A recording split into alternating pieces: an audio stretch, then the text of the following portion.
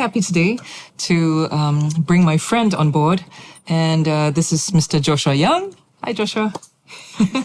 And Joshua and I got to know each other the very first time. It was because I was looking for a teacher for my daughter, a teacher who could school her in painting and teaching her art. And one of my friends recommended Joshua to be her teacher. And we are sitting in his studio right now. And I remember that when I first walked into his studio, I was just amazed at it was just this sacredness in the space. It wasn't just art. It was the beauty of the whole apartment, and with all the pieces of art that sort of invited me to ponder the mystery behind the painter, behind the subjects. And so I'm really excited today to find out more and to share with you also more about my friend Joshua, who I find to be a very amazing artist. So Joshua, we are sitting in your studio right now, but I know you weren't always an artist, but say you didn't always paint. In fact, your first job was as a civil engineer of some sort. Yeah. You went to school to study civil engineering. Yes. Yeah. So, I mean, when you were a kid, were you drawing? Did it come out through certain things? I mean, like, how did you... So, as a kid, I was drawing all the time, right? Like, what was your youngest memory of you drawing? Was it like when you were 3, 4, 5? Crayons on the wall. Yeah. Then getting into trouble with my mum. Right. Then, of course, my dad provided the medium. Oh. So give me sheets of paper. Oh, so your dad was very encouraging. Yeah, my dad was very encouraging. Paper. Yeah, I remember all our even my brother, when he does drawings, right? Yeah. He'll take them and he'll send them to the frame shop, frame it up, put it up on the wall. Yeah. So even when you were young, say about 4 years old, you were doing these little crayon things you were drawing on the wall. What were you drawing? I was drawing Superman. You were drawing Superman. I was drawing Superman. And on the kitchen wall, the bedroom wall, or everywhere, was it your hall, like icon? Living room. So it was almost like your very first icon drawing in some sense. Right? Fresco, yeah. And your brother was similar too? Like you all shared that love for art? Yeah. He would draw Superman as well? This is your younger brother. Yeah. I don't know, because once he started drawing, I was like in primary school already. Oh, wow. Yeah. But was it your dad did he have some sort of art? Yes. Did he inspire you? My dad was the one who sort of taught me how to mix paints with oil. So your dad was an artist as well? My dad was a paramedic. Yeah. Yeah. I think I told you this story before. Yes. Recount it. And then he would come back with bales of cloth, the fabric to make his paramedic uniform. Right? So we'll use that as the canvas. I see. Yeah, so we'll just hammer some pieces of wood together, stretch the fabric, right? Over the pieces of wood. Make a canvas. And then we'll put like house paint over to prime the canvas. Then. And you knew how to do that because you saw him doing it, or you observed art being done, and somehow, like, how did you know that was the way to do it? Oh, by the time he introduced me to oil painting, I think I was secondary school, so I followed the process. Yeah.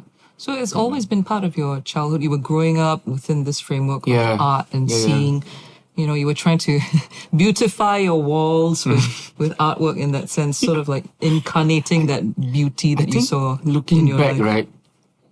Maybe I have ADHD. Yeah.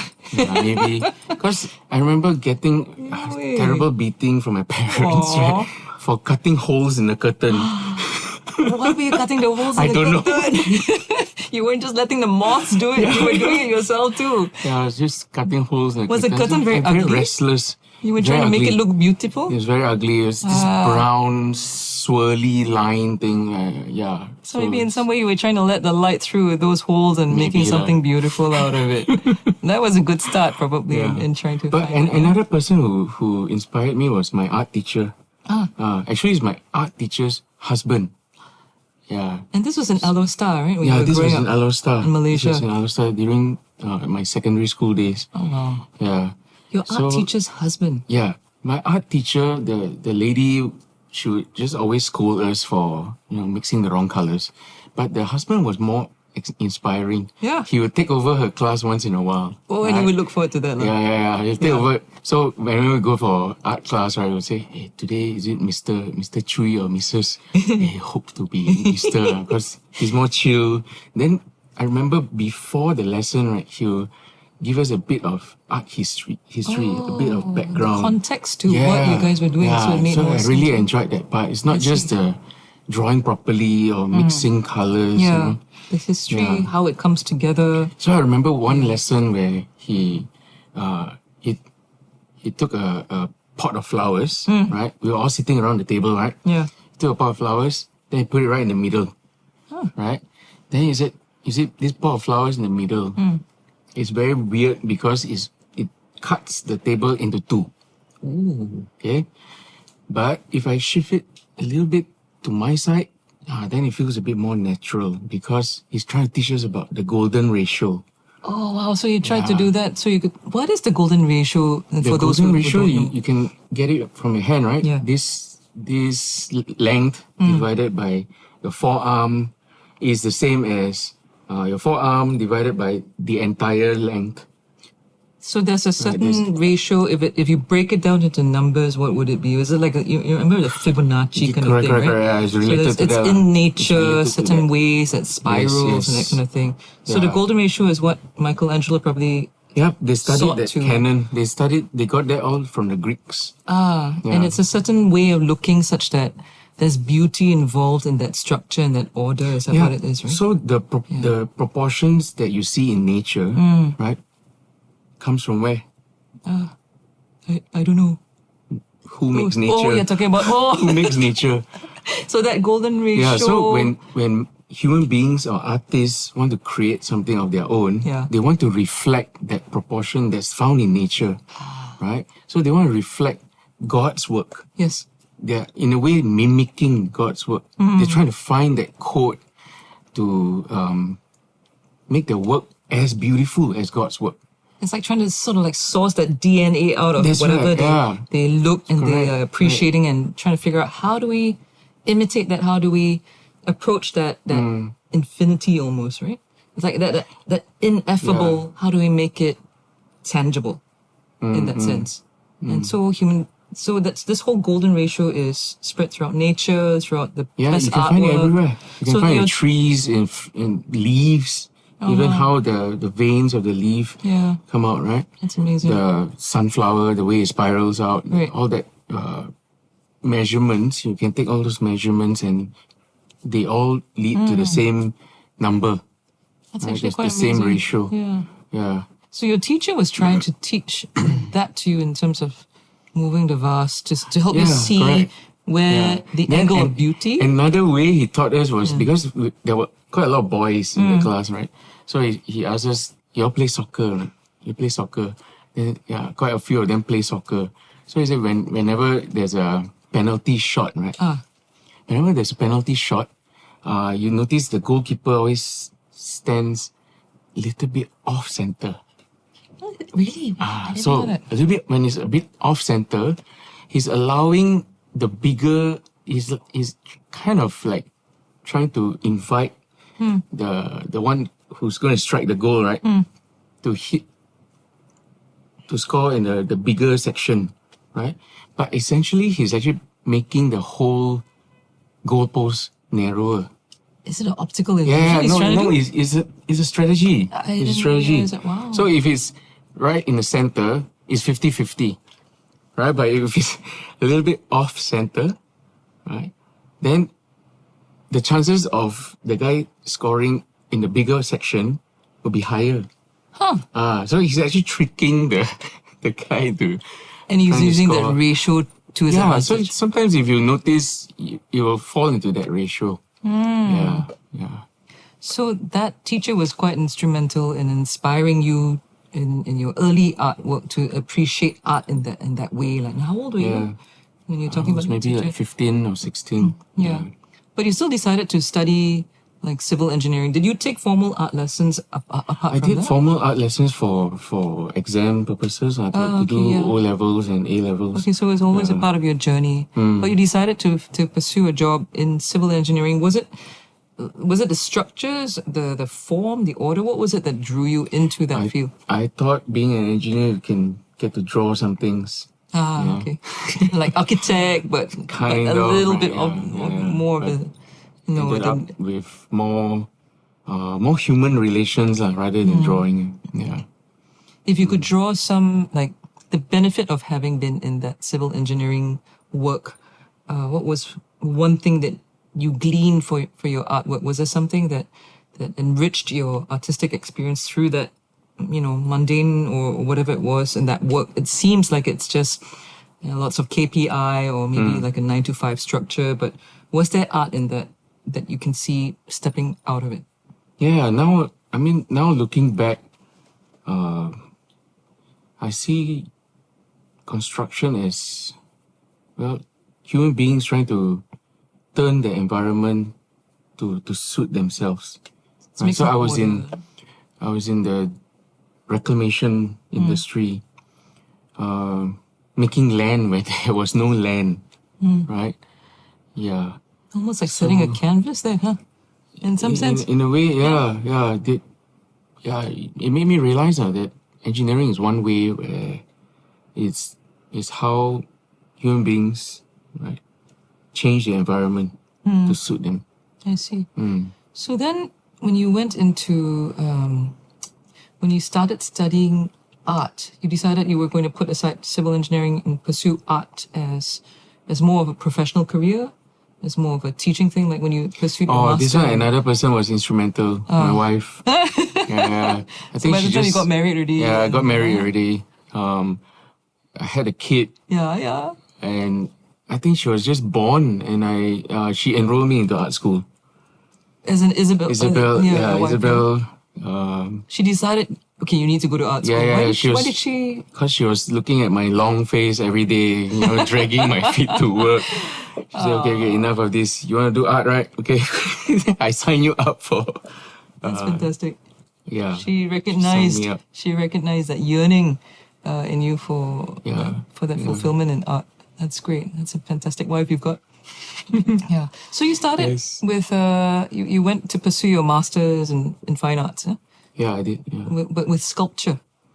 Huh. Yeah. Isn't that interesting? You saw that in my CV. I saw that in your CV, yes. Yeah, so I don't know how I got through that. I mean, but why I not? submitted a drawing. And you were offered sculpture? No, it was, you can choose what area to major in. Yeah. And so I was looking at sculpture, but during that time, the conversations about sculpture was not just something you make with your hands, have you heard of this article called Sculpture in the Expanded Field? No. Yeah. Tell me more. It could be a hole in the ground, and they call that sculpture. Is that true? Modern art. Modern art. But so I was thinking, like that, I can just submit a drawing, and then it can also be a sculpture. But I submitted a 20-meter drawing. Oh, no. I submitted what do you mean by 20 meter? You drew something that was 20 meters and you submitted it? Yes, I drew How it did on you the even get it through canvas. the door? 20 meters. It's in a roll. Wow. It's rolled up. Yeah. And it was on a pedestal. And people had to turn the crank to see the entire 20 meters. And you submitted that for your... For my final. For your... so instead of sculpture, you did that. Yeah. And I mean, like, why? Why did you go from... You saw it as your sculpture, like that was your... There was a sort of like a purpose. Why did you submit that 20 meters? Why was it this long? What was the intent? What was the story behind it?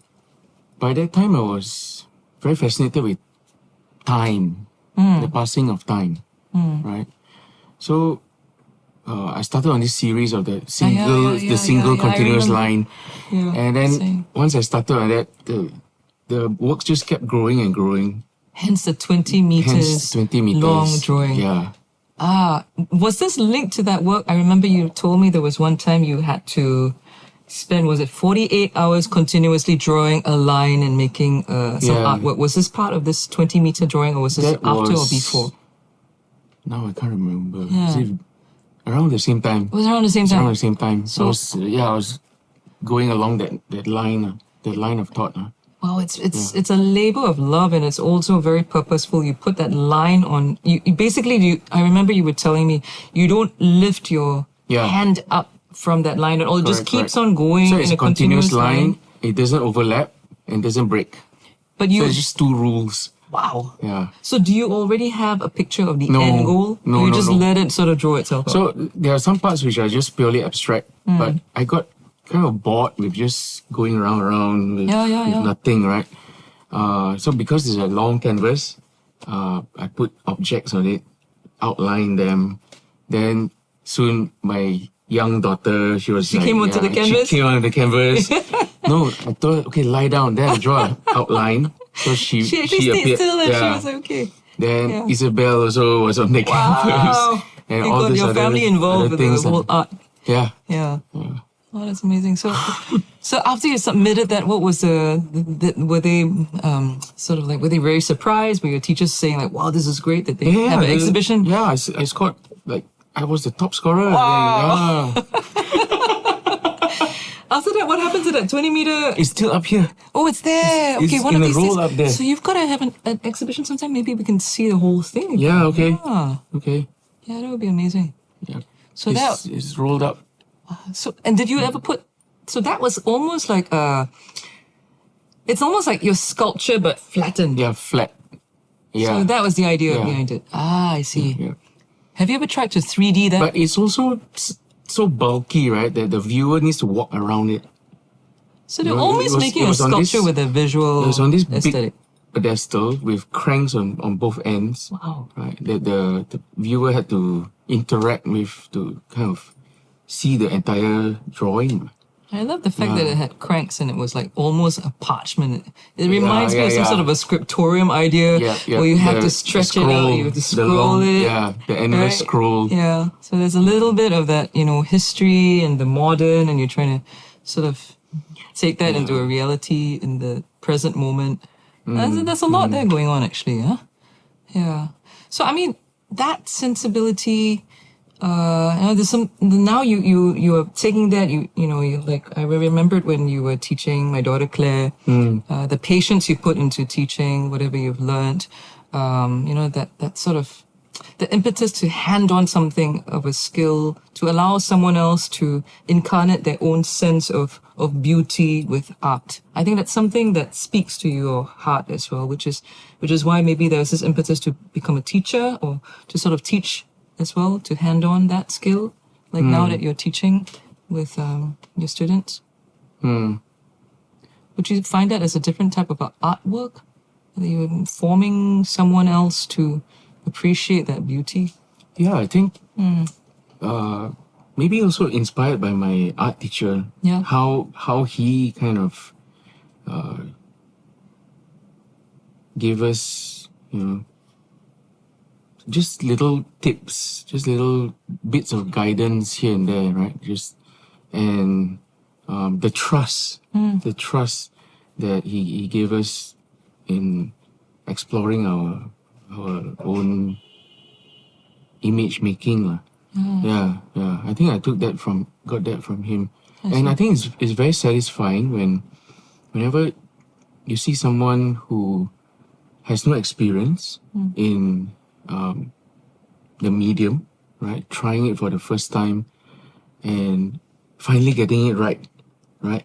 There's this satisfaction of, wow, you can actually, you got through the first stage, right? You got through the first stage and you actually share that joy that a beginner gets when they actually overcome the initial difficulties. Oh, maybe I need to take another lesson then with you. One time. So with Joshua, it's like, I took one lesson and, we were trying to mix some colors up and, talking about going through the initial difficulty. Oh man, maybe I gotta take another lesson. We'll delve deeper into this. We'll take a short break. Stay tuned.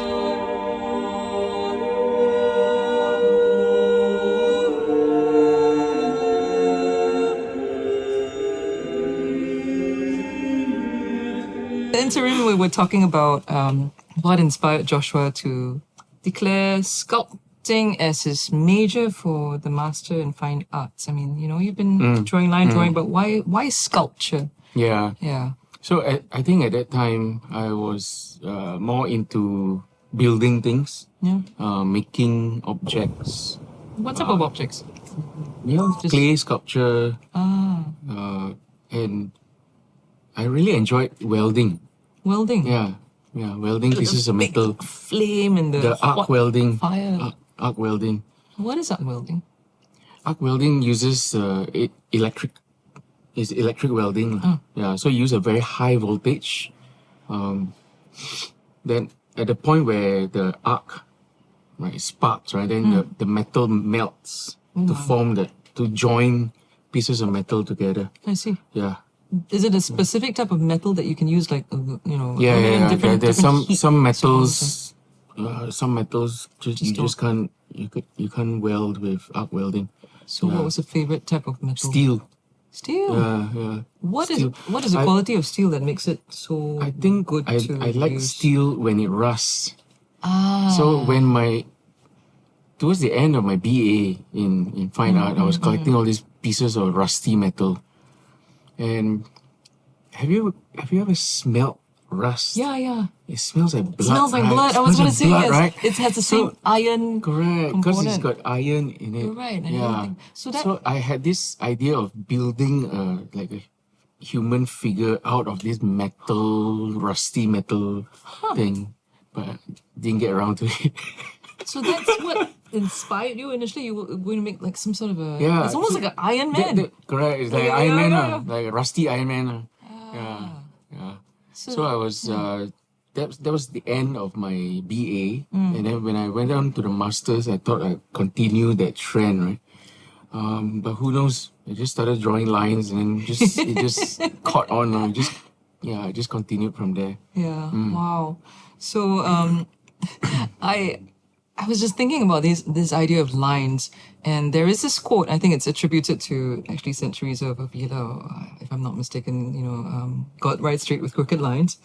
So how? That's the title of your song. Yeah, one of the songs that I written. I probably took the idea from her. Like not exactly my own original idea, But yeah. So in your life, I know you were sharing. We were talking about it as friends. You were talking about how. You've had your own journey in faith as well. You grew up cradle Catholic. Somewhere along, maybe university, you took a detour out and sort of like, and then you had to find your way back again. It was sort of like that crooked line. Can you tell us more about Sure, how how that affected? I mean, maybe art. No, we'll get into that, but the reasons for, how did you? Yeah. So when I was in art school, I was, exposed to Marxist readings. I even got into a group that meets regularly to read Marx. Wow. Right? And this was a period during the recession, right? There was the Lehman Brothers collapse in the US. Yeah. And there was this guy, his name is David Harvey. He's a university professor, but he wrote a book on how to read Capital by Marx, how to read Marx's Capital. And he wrote that 30 years ago, right, before the Lehman Brothers collapse. But he took this opportunity of the Lehman Brothers crisis, right, to kind of give his book a kind of resurgence. So he says, you can actually explain this crisis in Marxist terms. Yeah. So I found that quite interesting, how you can kind of explain how this crisis is almost predicted by Marx. Marx predicted that capitalism has an internal contradiction. It cannot grow forever. Yeah. So then I really got into that Marxist reading group. And the works that I made was more social, I guess. You're talking about socialist. the art that you did at that point in time. Yeah. The art always involved some kind of community. So I was doing a lot of community projects with other artists. But it always had this leftist Marxist bent to it. So how would what would be that defining character of a leftist Marxist bent in the artwork? Like, say, give me an example. Like, if you were to do an art form or something, how would that? We made an installation called Private Poverty. Private Poverty. Poverty. And it's installation like a sculpture or painting? It was a house. It was a house. It was a house built in Bishan. Wait, you're talking about like a temporary house? A temporary house. Yeah, just for the art festival. Someone can walk into the house? Someone can walk in. It's made up of steel? It's made up of cardboard. Cardboard, okay. Yeah. And someone just walks in there. It's called Private Poverty. It's called Private Poverty. So the way it will bring all these things poor people eat, right? How do poor people live, but in a setting of a bungalow. It's just like a one-room bungalow in a field in Bishan. Yeah. And the point, the story that you all wanted to convey with this, what was that? It's like a play on words. So capitalism is all about private property, right? But I see. Yeah. So Marxism is against private property. Everything should be shared, right? But we did a play on words, so it's called Private Poverty. I see. How clever! That's right. Yeah. Wow. Yeah. And what was the reaction you got from this art piece? In the end, it just looked like junk. Yeah, and I mean, but it managed to stand even in the rain or humidity. I think we also put it up with some pieces of wood. I see. Yeah. So contrast that with, I mean, like, how did you find your way back? So I was doing that kind of work for, I think, a good 10 years. What did it do to you? Like, how did it make you feel? I remember just being angry all the time. Angry at the state of the economy, the state of things, the state of government. And in Singapore, the main hobby is to complain, right? Correct. So being angry was very easy. Yeah. It was an easy thing to do.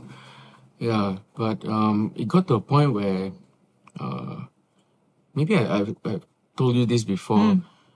One of our works was about to be about a tour. It was going to go to New York, Shanghai, or Beijing, I think. Beijing, New York, and London. So quite prestigious that you were going to do this big tour. Yeah. And the week before the works were supposed to travel, my team member and I, we were colleagues, we were collaborators, had to meet this celebrity. There was this celebrity who was going to introduce our work to these different groups in different cities. And I really had nothing to say.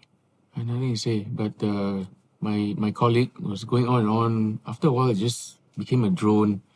Then I had this inner voice, asking myself, what am I doing here? Do I even enjoy this? And there's nothing for me here, And I remember very clearly he was holding this cigarette, and it was not even lit. You were holding the cigarette? No, my friend. This friend? Yeah, ex-friend. It was we had not a falling lit. out. It wasn't even lit. He was just for show? For show. Yeah. Wow. So it's So the just emptiness. The emptiness. Smoke itself is bad, right? But to have something the lack of smoke. Wow. It was really an empty gesture. At that point, I felt very empty. So that was a turning point for you? Yeah. So I remember going home and I couldn't sleep the whole of that night. The next morning, I called up one Franciscan priest whom I'm quite close to. Yep. And I said, I missed the penitential service. I think that was kind of close to Christmas. Can I see you for confession? Yeah. So it was like my first confession in probably 10 years. Wow. Confession. Yeah. Gateway. Yeah. Greece is that experience has been But it's interesting that it took me 10 years of doing stupid, ugly things to realize that. So after the confession, you saw things differently? Like did it change? Like, I don't know. You know, we're talking about art. No, right? It's it wasn't a way of seeing. Yeah, it wasn't a complete like sudden change. It also took some time for me to exit because I still find that I still want to remain friends with the people whom I've worked with, right? So my exit was also quite slow. Yeah, it was quite gradual. And then your art pieces, like if you can trace the history of your artwork, whatever you've done from that time to... Yeah, interestingly, after that confession, people came to me with their statues of Mother Mary. Which people? To restore. Like just random people just came up to you? People who recognize me in St. Mary's. Yeah. They said, you're an artist, can you do this? So they have some, old statues of Mother Mary, need some restoration. And, one by one? Or was it just many people? Or no, not many people. Yeah, a few. Yeah. And what was it like to actually... I think the first one was because I touched up the statue at St. Mary of the Angels. At St. Mary. Was it big? Was it small? How? It was about this. That's pretty big. Yeah, that's pretty big. So one of the Franciscans said, "Hey, can you touch up Our Lady's statue? Yeah. She needs a new coat of paint, or what was wrong with the statue?"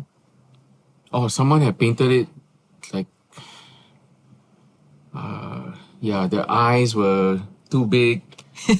The golden ratio wasn't there. It looked like anime. Oh no. Yeah. Too big, okay, I see what you mean. No dignity to it. So you had to really then work slowly there were more and more requests for sacred paintings. I see God's hand in this. Yeah.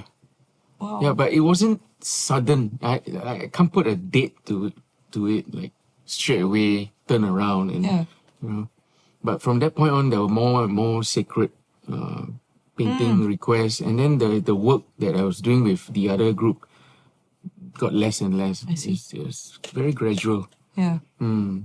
So you even have one painting that's at St. Mary the Angels, isn't it, in Singapore? Yeah, several. Right. At St. Mary the Angels, there are a few that tell the story of the life of St. Francis of Assisi through the eyes of the Lady Jacoba, who was Francis of Assisi's patron.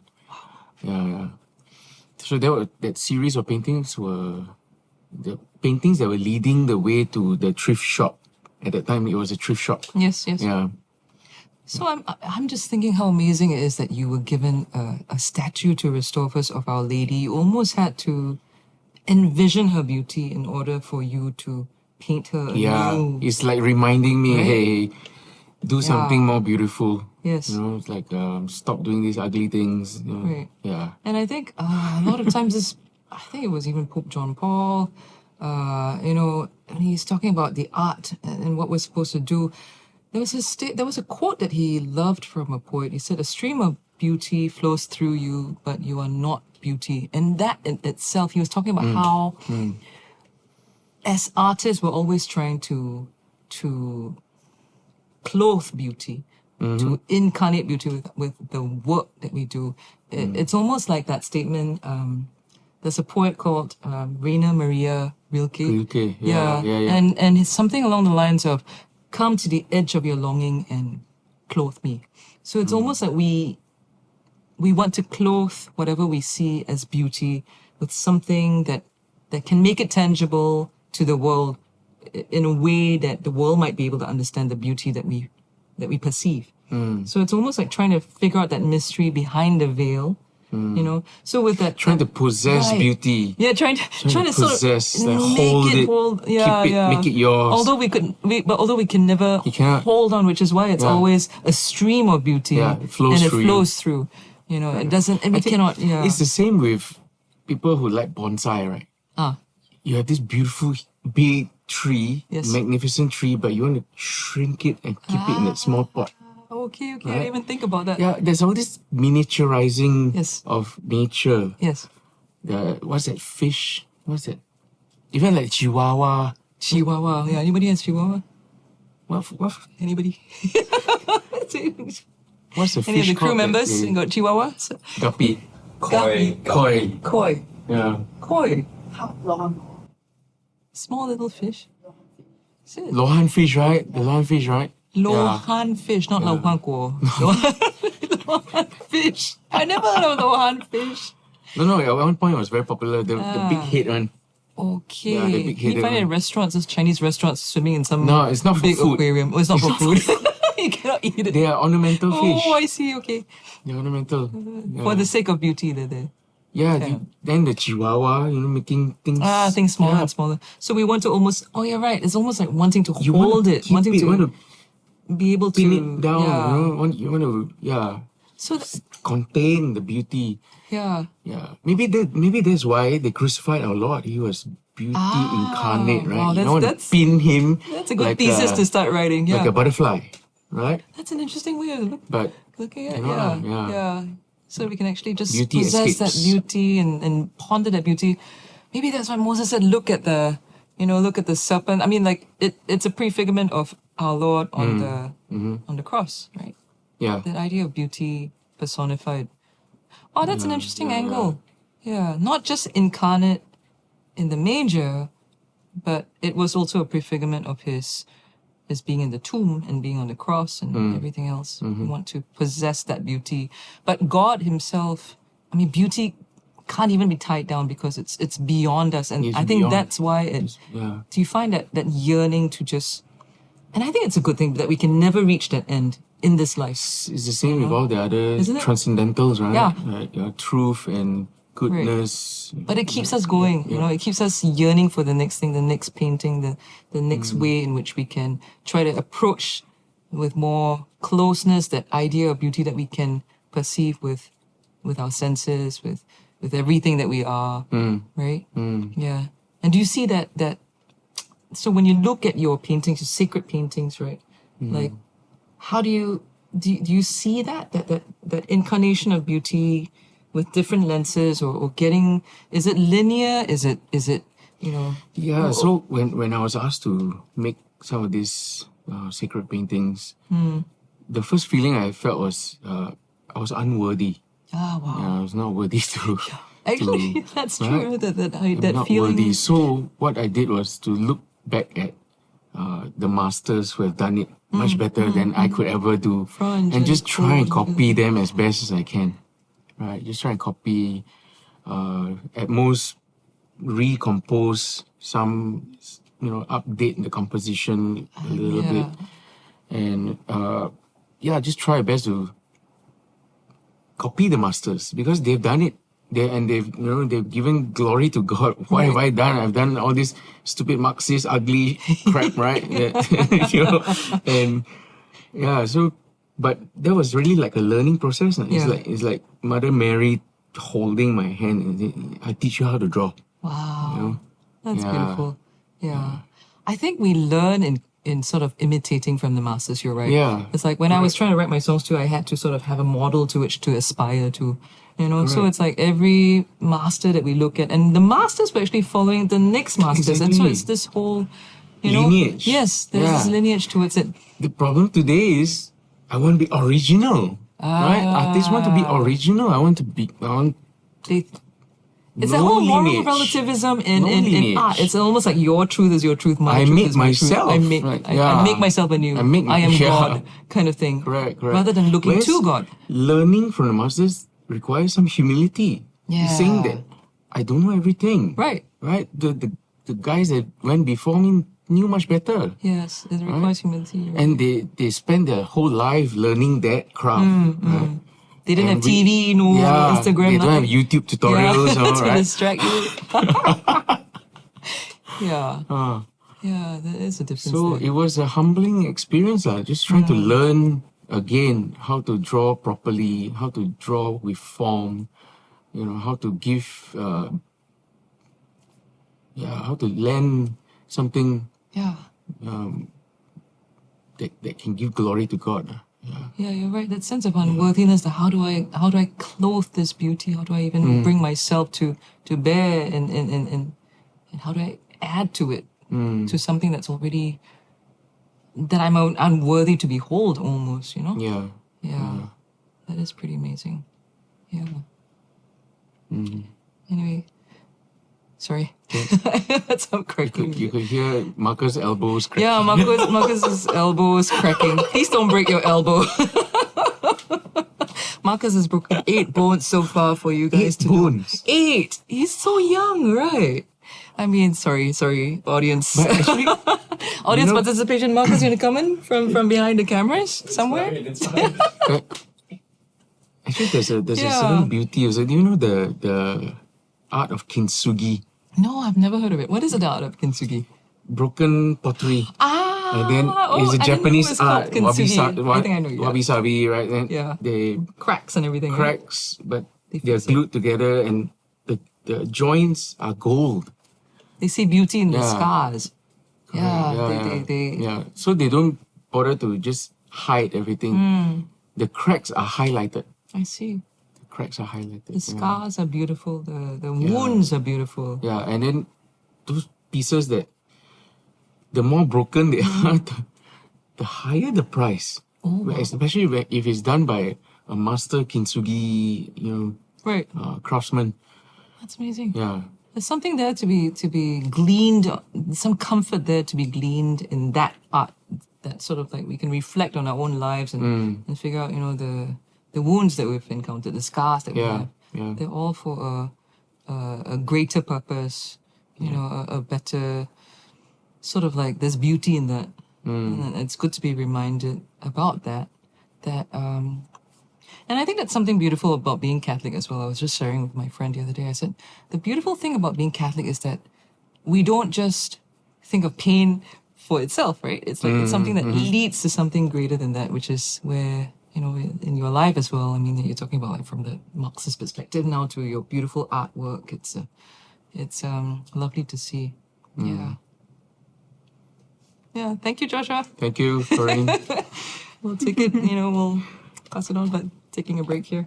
Okay, Gabriel, earlier I was very touched with your prayer. Thank you for your prayer. You mentioned that you hope that this series can bring more Catholics to the faith, right?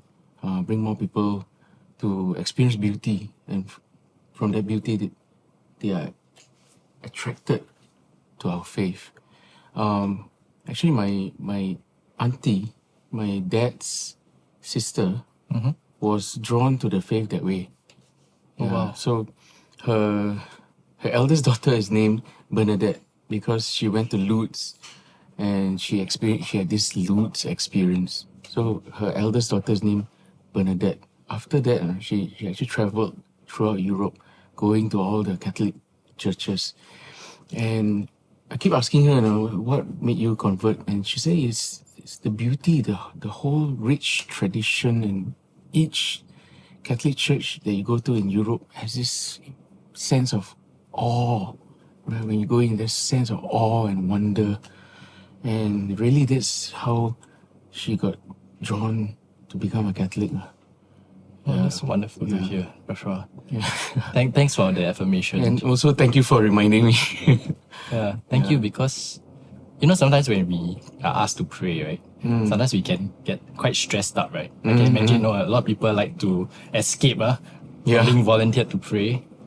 But as I was saying those words, it really deeply resonated in my heart.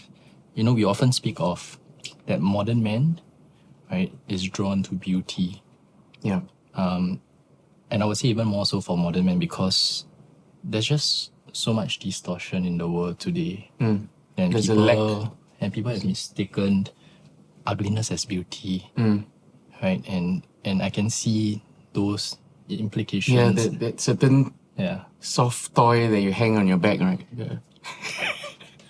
That monster thing? A labubu. Oh no, I'm going to get a lot of haters from this. But essentially it's a monster, and actually if you look at it, not a lot of beauty there. Yeah, that's right. Yeah.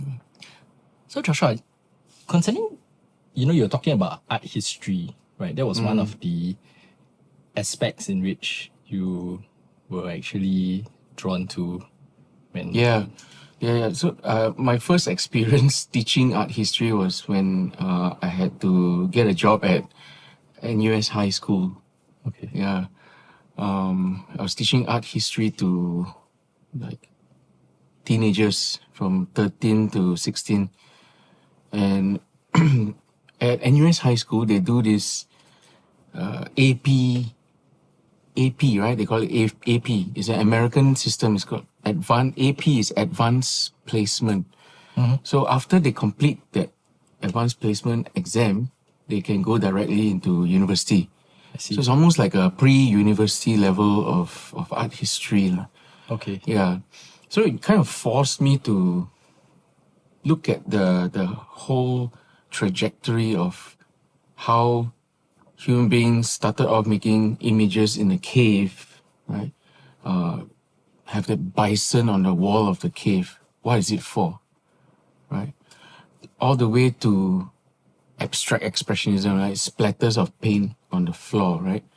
Yep. It forced me to just study the all these patterns that emerge and then disappear over time. And I remember yesterday you asked me, when did this trend of celebrating ugliness, Yeah, that's right. right, happen? I think I answered Marcel Duchamp, but I think he himself is not to blame. Okay. The trend actually starts even before that, I think. Okay. Yeah, when there was a separation of church and state. Right. Earlier, art was made for the churches. The biggest patron was the churches. Yeah. Right? But of course, before that, then you have pre-Christian art, which also celebrated beauty, and in a way, to kind of glorify their pagan gods, right? Before Christianity, but in Christendom, right, the biggest patron was the church. Yeah. But when the church separated from the state, and then you start seeing art for its own sake, that's when you start to see the decline, and you see that happening more and more until the very obvious example is Marcel Duchamp, who passed off this Urinal as a painting. Okay. Yeah. And did he win that competition with that? No, he didn't win. He didn't even enter. He didn't even qualify. Oh, okay. The organizers of the competition threw out his Also, entry. they were actually shocked. They were shocked. They were offended. They were shocked. But it's the art community that he lived in, right? That kind of supported that act and celebrated that act as something almost like a milestone in art history. I see. Yeah. So that was how these sorts of abstract expression became prominent. That was not abstract expression yet. That was like the beginning of conceptual art. Oh, okay. The beginning of conceptual So art. what exactly is conceptual art by definition? So conceptual art is the concept. The concept is more important than the form, than how it turns out. Okay. Yeah. I see. So you get works like Joseph Kosuth has 1 and 3 chairs. So if you go to the exhibition, there's a chair there. There's a photograph of a chair, that exact chair blown up to 1:1 scale. And then you have the dictionary definition of a chair. And he calls it 1 and 3 chairs. So you see 3 instances of chairs, but yet there's a 1. Where's that 1? So they are always trying to play with concepts. Concepts is the main thing about the conceptual art. I see. Yeah. But for Marcel Duchamp, coming back to Marcel Duchamp, right? He submitted that Urinal almost like an act of protest, right? To say that art cannot be commercialized. Art should not be commercialized. Because at that time, there were a lot of course, art had been separated from the church. There were a lot of private patrons. And there were also a lot of buying and selling of art. The art market was on the rise, right? Then some of these monies that were made from making art or buying and selling art went to support the war effort, which he disagreed. Right, he disagreed. Didn't want to take part in the First World War. I see. Yeah, so the intent was actually the intent was actually to kind of free art from getting misused. Okay. Misused. Yeah. So, but he applied it to all forms of art. Right? So, basically saying art should essentially be useless. So that the use cannot be misused for other purposes. Yeah. Okay. So that's why they were very suspicious over. They were just very suspicious of beautiful things. Beautiful things can be bought and sold. Yeah. And beautiful things have a market. So once there's a market, the funds can be misused for whatever purposes, like funding a war. Okay. Yeah. But did he actually saw that happening, or it was just He actually saw that happening. okay. In Europe, that was actually happening. That's- The buying and selling of artworks funded the war effort. oh wow. Yeah. Yeah. So there's actually a context to it. yes, yes. Right. Yeah. So today, when I show that urinal to my students, they'll be like, it's disgusting, and that all that initial reactions. But if you study the context, then it makes sense at that point of time. Yeah. It makes sense. But of course, he also sacrificed a whole lot of things, like beauty itself is thrown out of the window. Yeah, once you go with this whole anti-art movement. Yeah, that's right. And you were also sharing about another prominent figure called Jackson Pollock. So that was the Second World War. After America dropped the bomb on Japan, right? Yeah. In fact, all of American poets, writers, artists found it. I think they became very lost, right? As to their identity. What does it mean to be an American artist? What does it mean to be a hardworking American? You go to work in a factory, producing parts that can be used in a bomb, right? That will kill Millions of X number of people, right? So then it also distorts the idea of work. Okay. What does work mean when your work can be misused? You see? Yeah. So I think that was one of the struggles that these painters were going through. And of course, abstraction has always been there, but at this point, abstraction became the main thing. They just needed to express the inability to make beautiful paintings. Yeah. Yeah. So you were talking about back then, right? It was a response, right? Yeah. It was a because response. it was a to response. The bomb. But now we see a celebration of this kind of art expressions, Yeah. right? Yeah. It's like you are extrapolating that, and now it's So I think artists who just look at the aesthetics of it without understanding the context, they're actually copying the wrong thing. okay. Yeah. Yeah. Wow. I mean, that's why it's so important to learn about history. Oh, yeah, of course. Yeah, the context behind it, right? Yeah.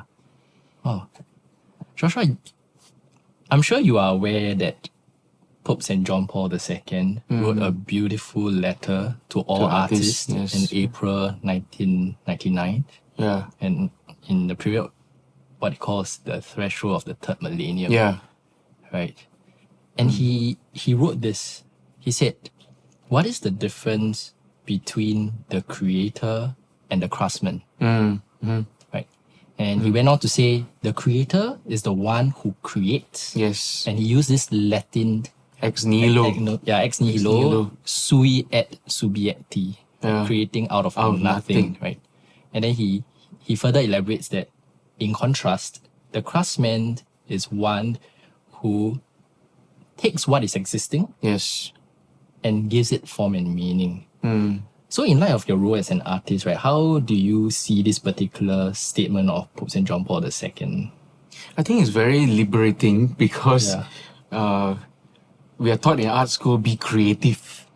Be creative. And this word creative, I think a lot of people misuse the word, right? Okay. We are not creators.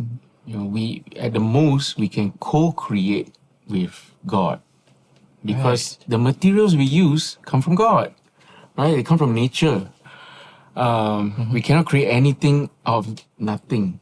Right? But what we can do is produce, put things together, arrange things that are already there. And another aspect I like about what Pope John Paul said was the appreciation of materials.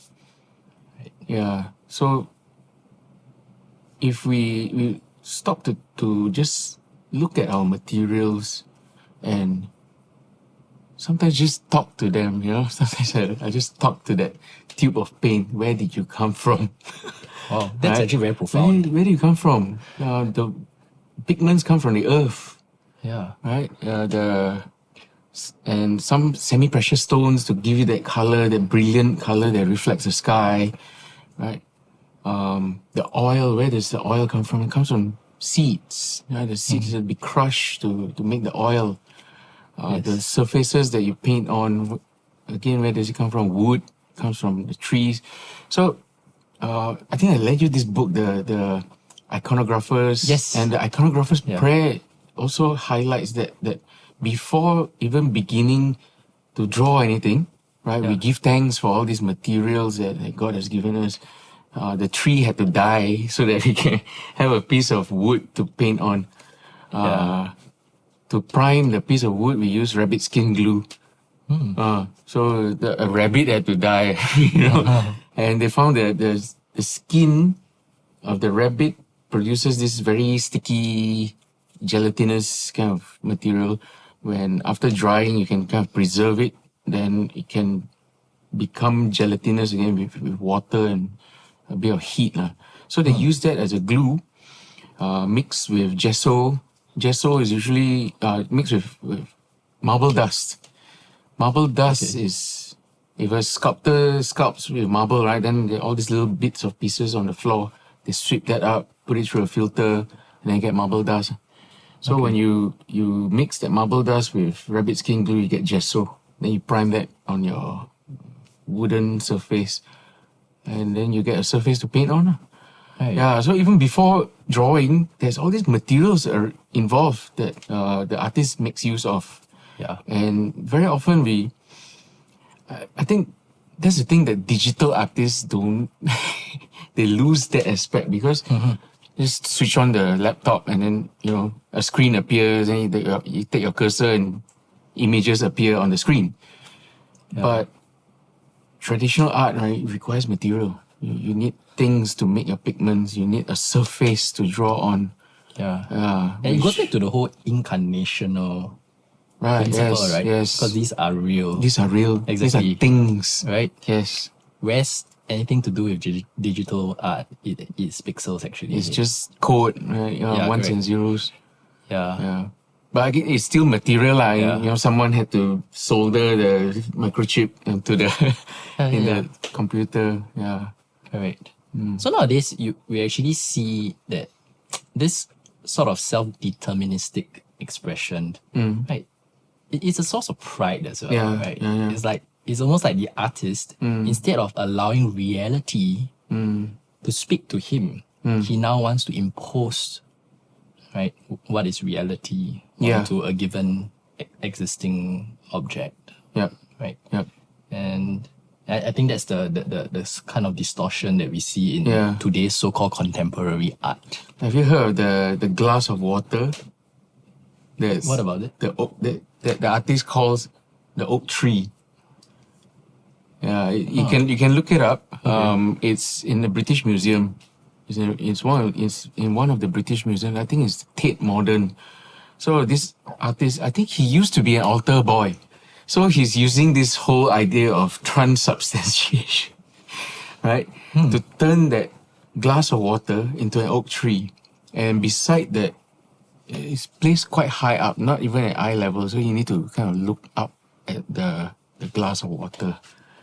Okay. But essentially, it's just a glass of water. Yeah. But the label is an oak tree. Oh. So he's just trying to project. Yeah, correct. And then beside it, there's a whole interview he has with himself. So is this you call it an oak tree? Yes, it's an oak tree, but it looks like a glass of water. So he says, yes, the appearance does not change, but the substance has changed. Essentially, it's an oak tree. At what point did it turn into an oak tree? Oh, when I named it an oak tree.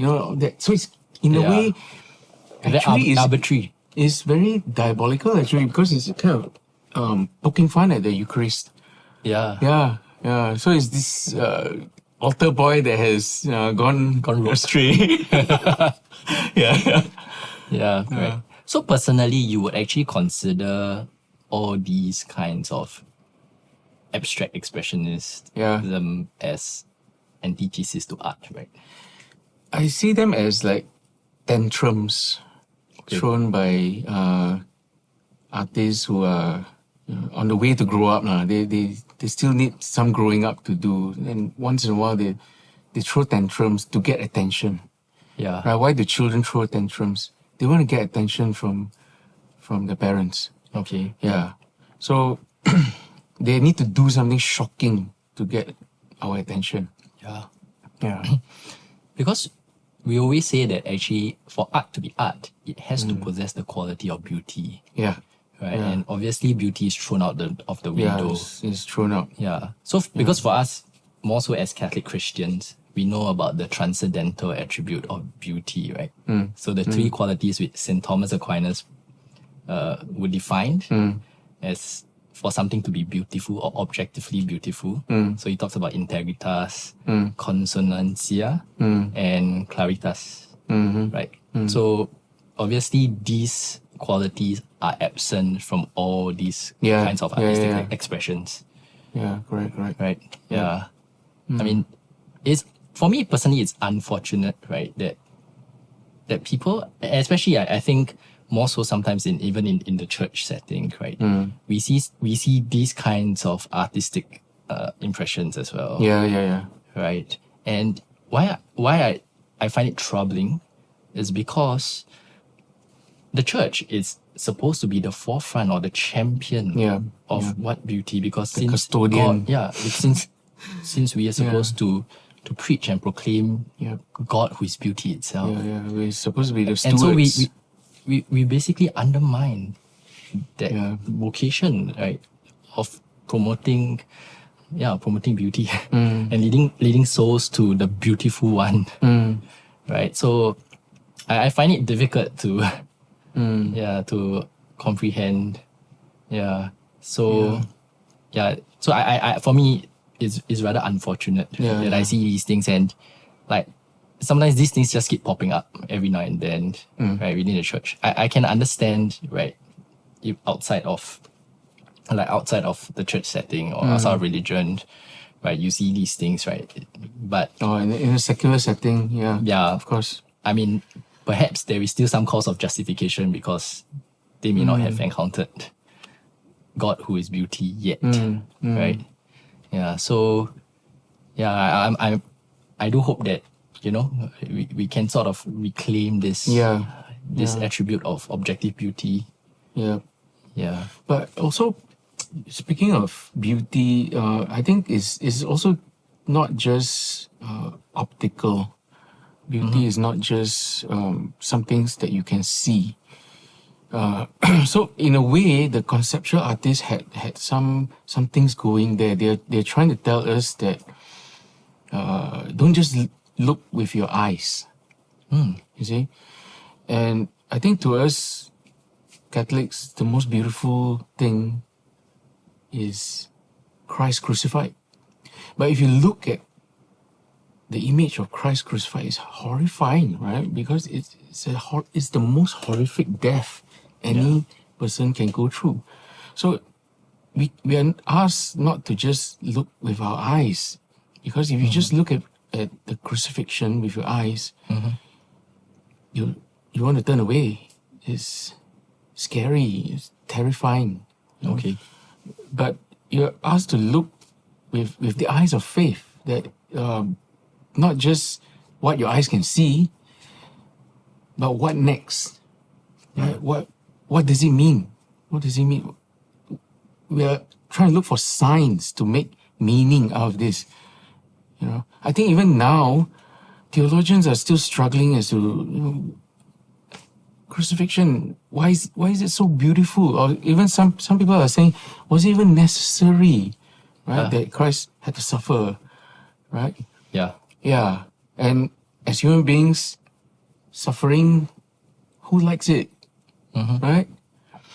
And yet that's our call. We're asked to imitate Christ.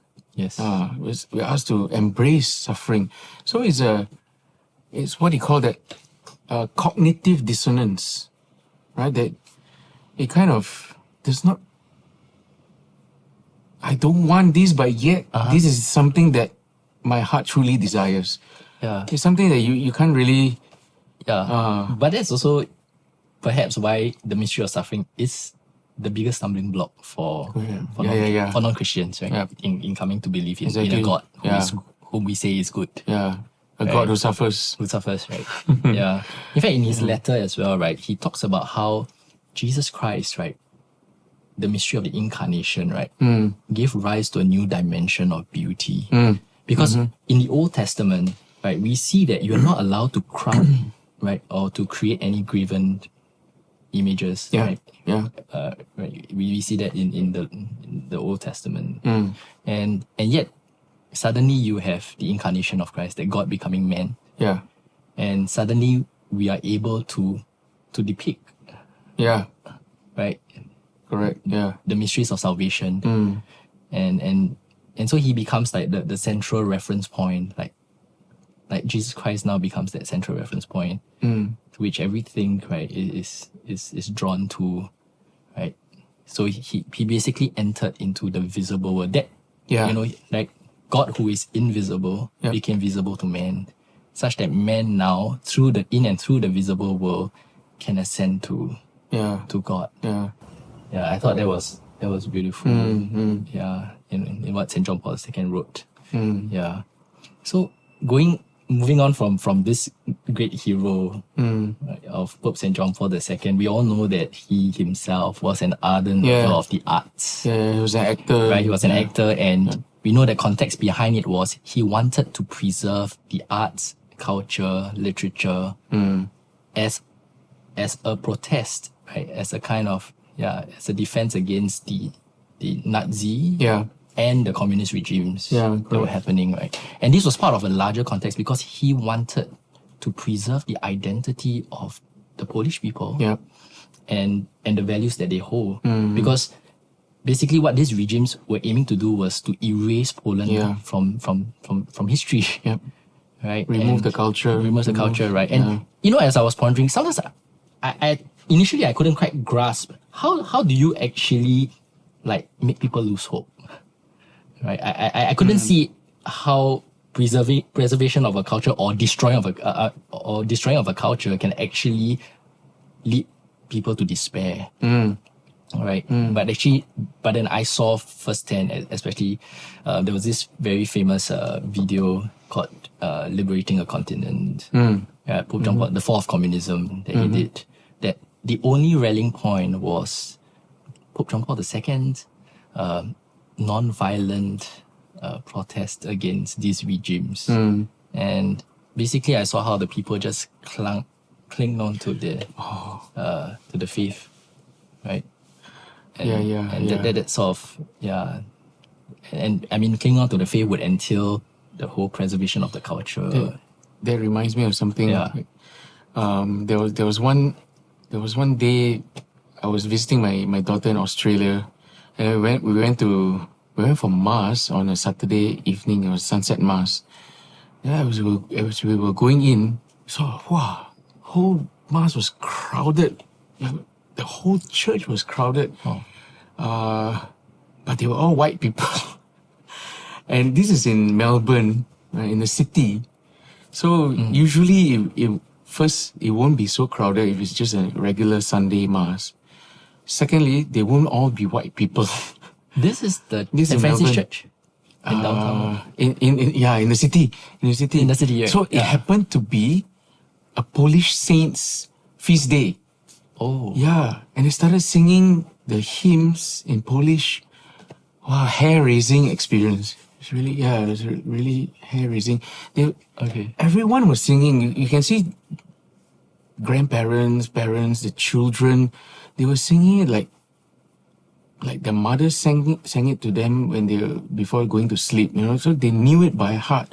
No one had to refer to any hymn book or anything. Yeah. They were singing in Polish. It's amazing.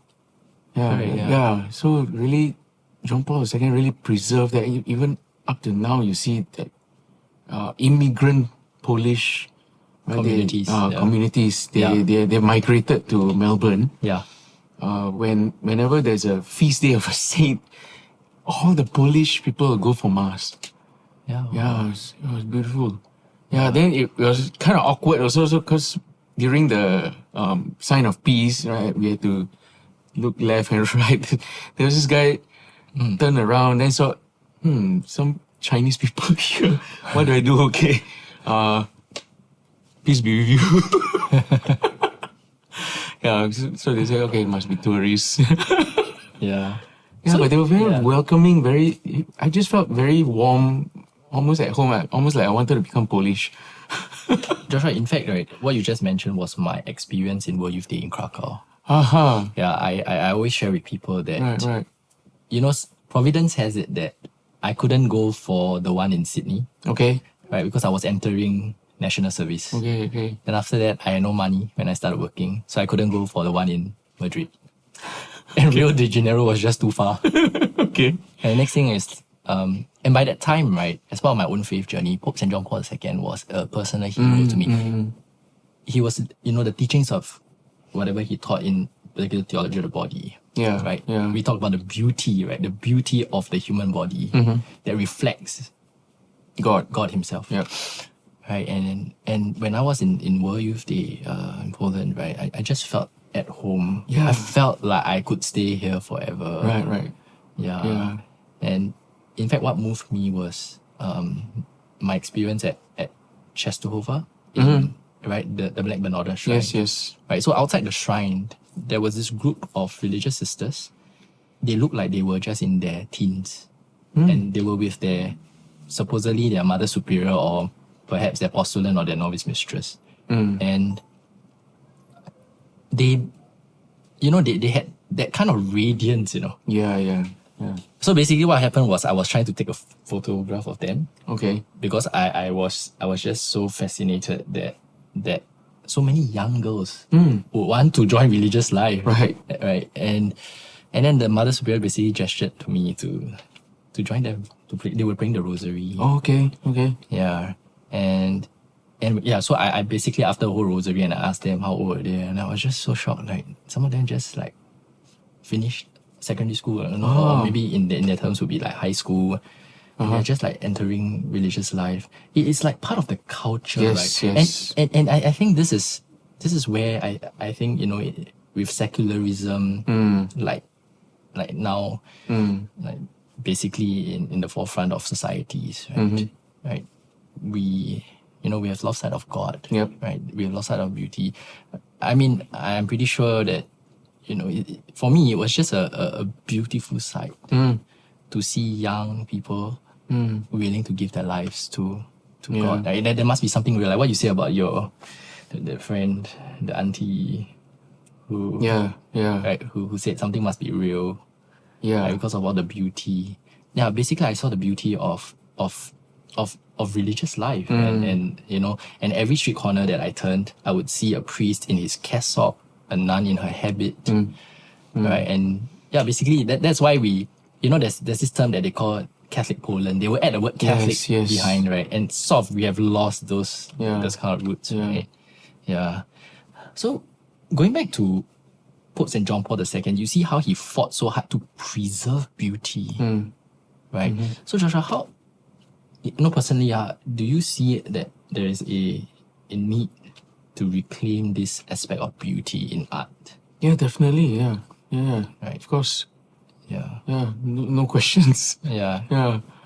So, I maybe because we are Catholics, right? I was referring to more of within the church as well. Yeah.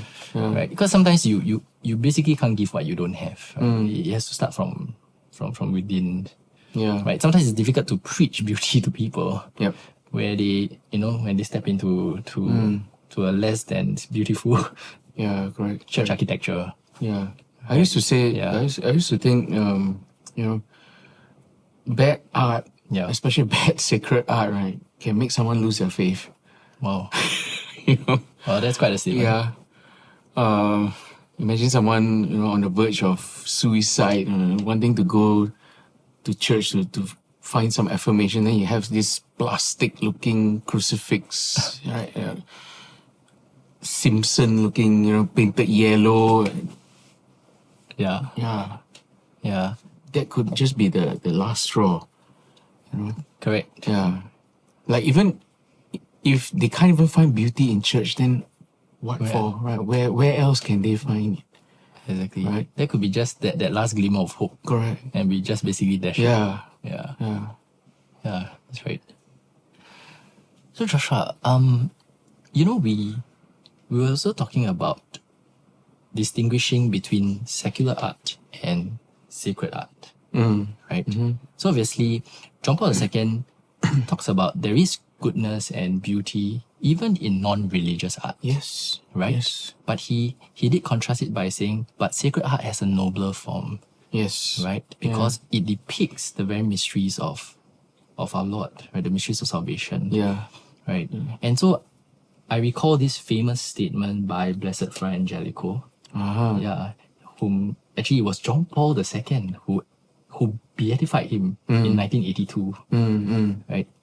And he said this of Fra Angelico. He says that he is someone who basically lived an integrity of both his life as well as the paintings he drew. Yeah. Because not very often, we know of the famous artists of Rembrandt and your Caravaggio's, right? Yeah. And more often than not, when you start to discover about their life history, their own moral life were very, very questionable, right? Yeah. And here we have, a great example of this great blessed Dominican friar, right? And he had this quote that says, "He who wishes to paint Christ's story must live with Christ." Yes. So personally for you, right? Because you were talking about how you felt so unworthy when you paint, right? Is there a certain regime that you would undertake if you were to paint like a particular sacred image compared to a secular? Yeah. There is. Yeah. So I will try to recite the Iconographer's prayer. Okay. Right. Before even starting on the project, I will try to go for confession, go for mass. Wow. Then sit down and plan the size, the dimensions. Then start to purchase the materials and continue lah. But each sitting, I would try to recite the Iconographer's prayer. Okay. Yeah. Oh, okay. There's a very beautiful image of Fra Angelico painting a crucifix, but he breaks down and he cries because he also feels like he's not worthy to depict the crucifixion. Is that the one that was covering his face? He's covering his face, and then some angels are coming in from the side to console him. Yeah. I love that image. I love that image as well. Yeah. In fact, it was an image that I used as a profile pic that I just set up with a group of friends. Okay. Yeah. That's right. I think the reason why fewer people know about Fra Angelico's works is because they're frescoes. So you got to go to that convent, the San Marco convent in Florence, to see his frescoes. Yeah. They are stuck to the wall. You can't cut the wall and bring it along. You can't cut it and bring it to the National Museum in Singapore. Yeah. Actually, you can, but the structural integrity. Yeah. I see. That's why to really see them, you really have to go visit the convent. Okay. Yeah, thanks, Joshua. Yeah. Thank you, Gabriel. Oh, nice to continue our conversation again, just after a little break. That's great. I wanted to get more into the idea of beauty in art. I mean, a lot of times people view something as beautiful that might not actually be beautiful. How do we tell a piece of art is beautiful versus ugly? Are there guidelines, when we're looking at something? Of course, some people will have a certain sense of like, that doesn't look right. But what is it that makes it look right and beautiful? There's probably some, other than the golden ratio that we're talking about, like, what do we need to see I think it? that one Gabriel has covered, right? the perhaps, Aquinas. Aquinas, There needs to be certain components, right? And if Components, these are not fulfilled, right. then it's not true beauty. So you're talking about it has to have like Integrity. all goes Integrity. together, truth, Yeah. beauty, and goodness. There's a certain harmony in the piece of in that work. Yeah. For example, I think in music also you hear that you can hear that there's that piece of music is beautiful because there's a certain integrity, right? It's order, integrity. it belongs, right? Every part of the piece belongs. Yeah. Although if someone doesn't know what to look out for, and like how sometimes it's the evil one's always trying to distort things, right? To turn something to call something that's good ugly, and to call something that's ugly good. And nowadays I've noticed a lot more of that going on. It seems like people are recognizing what in the past would have been called ugly.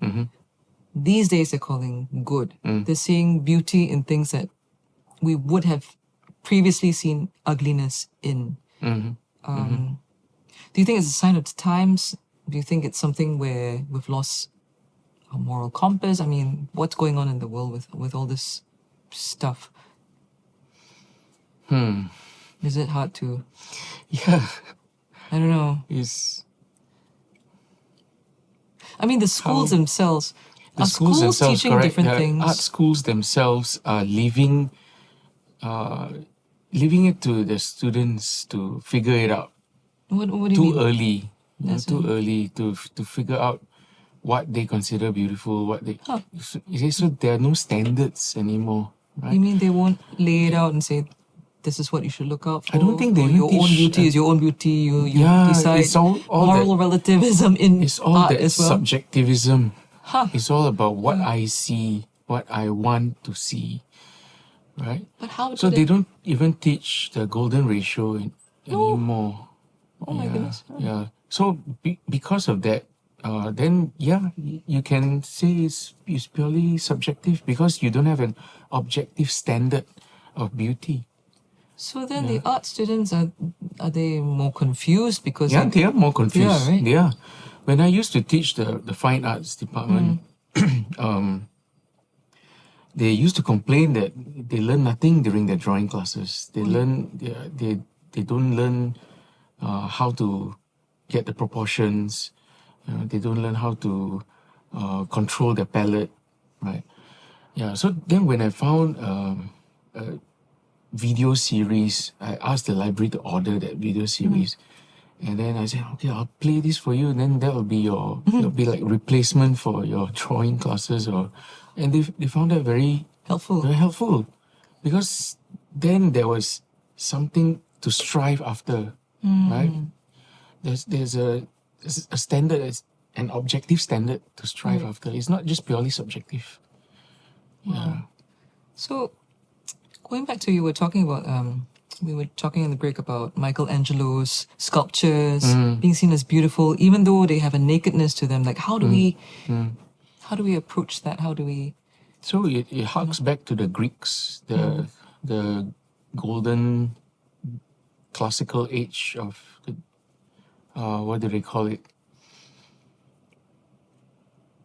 Hellenism. Yeah, the Hellenic age of Greek sculpture. The height of it was when they developed the canon of proportions, right? That from those measurements you can actually sculpt a perfectly proportioned human being. Perfectly proportioned. Of course, it does not exist. Nobody has most people are perfect proportions. asymmetrical. Yeah, so they actually made measurements of a whole group of people, maybe like a whole village, and then took those proportions and made that into a canon. That's called the Greek canon. Yeah. So, but what they're after is an ideal. Yeah, what they're after is, I'm sure you're familiar with the discus thrower, discobolus, is to celebrate the Olympics. Oh, I never knew that actually. You've seen that sculpture before, right? And that's to represent, it's not any particular athlete, right? That sculpture of the athlete represents the perfect athlete. It represents the ideal athlete, or it's an idea of athleticism, sportsmanship. You see, it's not any particular person. So they're taking all these proportions, all these measurements to put onto one sculpture. I see. Right? Yeah. So then it makes sense for it to be nude, because you want to show it in all its glory. Right. Right? And during the Renaissance, they were actually kind of reviving that Greek ideal. I see. But putting the Christian virtues into it. Yeah. Then the biblical stories, like Michelangelo sculpted Moses. But the model he used almost looks like Zeus. Right? Because he was looking to a godlike figure. Correct. Yeah, right. I see. Yeah. So it's kind of reviving the Greek canon again in the Renaissance. Okay. Oh, there's lots to think about when we are thinking about art as well. So, thank you so much for sharing all your wisdom, your life story, and being so open to it. Hopefully our viewers will be able to understand a little bit more about what goes on in making good art, the beauty that goes into it, and the spirituality that goes into it as well. So thank you so much for your time. Thank you. Thanks for putting me on this. The whole setup, the night before, they were all spiking the position of the tripods. Wow, lights and everything. So much work has been put into it. Thanks for having us in your studio. It's so comfortable. Yes, please come. But I know y'all Easterners will not travel so far away. West. Yeah. All right, thank you. Thanks.